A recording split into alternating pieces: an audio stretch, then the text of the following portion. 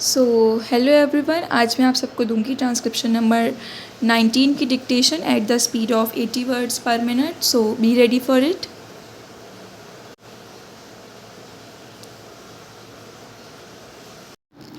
Start.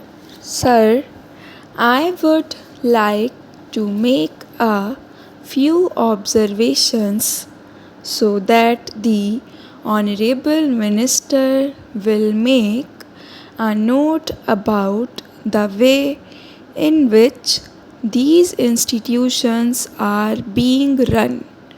It is a good thing that these institutions have been started, but at the same time, we are suffering from lack of coordination in regard to our technical education.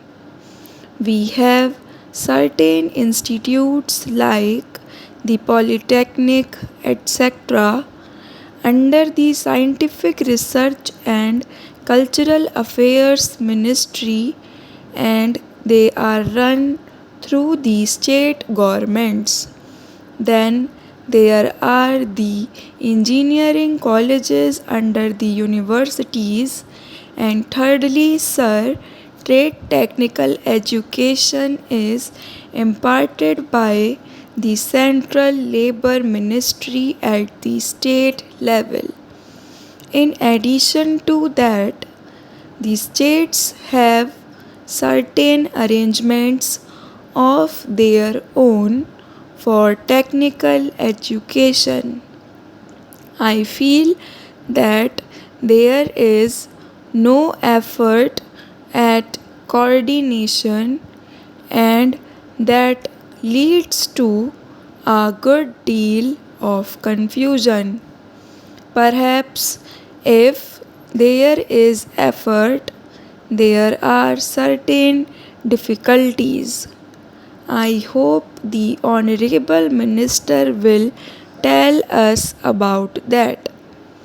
I would also like to suggest that even in these four institutions, as for some time the medium of instructions would be English for emotional integration, and an attempt should be made to take a few students from the neighboring region or other regions on a reciprocal basis. Otherwise, these institutes will themselves be developing, as was hinted by the previous speaker, some regional consciousness. There is great difficulty, sir, with regard to technical personnel for teaching, and I am not aware in what way these institutes will be staffed.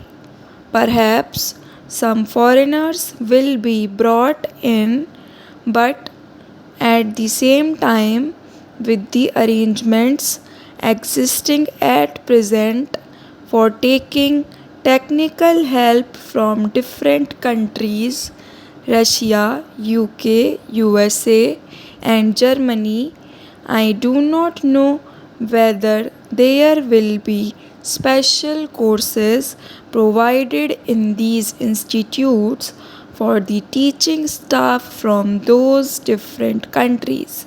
What arrangements there are, one does not know. In the present arrangement for teaching, I should have liked to mention the fifth arrangement for teaching at present provided through the various industrial concerns like Bhilai, Rourkela, etc.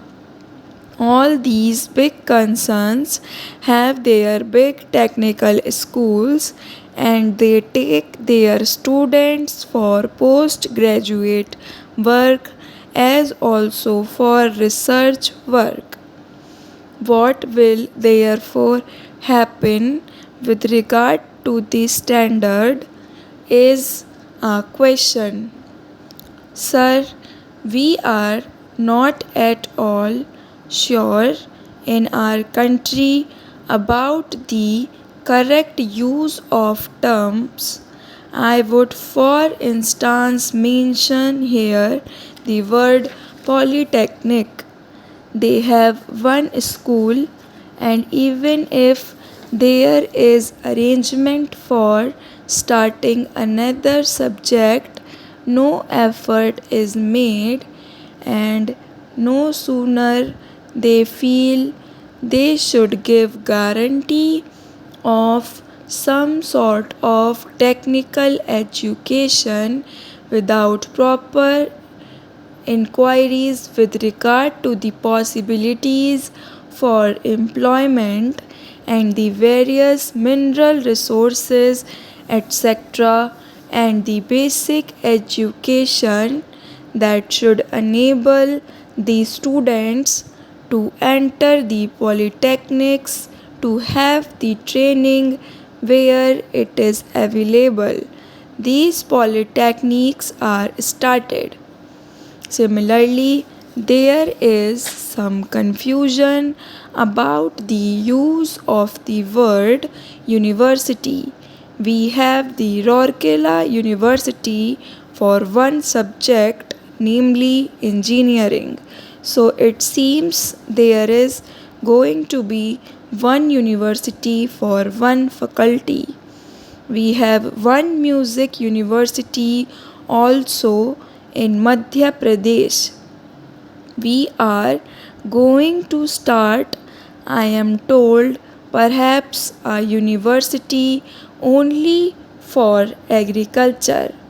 So, if these institutes are there, which term seems to be really the appropriate word in place of these one faculty universities, I think the Honorable Minister should take the initiative in determining what should be the exact connotation of these terms. Otherwise, one day, as was pointed out, there will be perfect confusion. There comes also the question of the recognition of the degree given by these institutes. Of course, if the training with the special facilities available and the specially recruited staff available is of a high standard, naturally people would be very anxious to recruit the people who have passed out from there. In the beginning, there will not be any trouble with regard to making use of the graduates turned out from there, but the question of recognition has to be decided on certain principles, and those principles should be laid down and followed from the beginning. Now, I would like also to mention the question about scholarships. It was pointed out that certain scholarships, especially to the children of the working class, should be given. I would like to point out here that there is already provision for that, and it is not something new.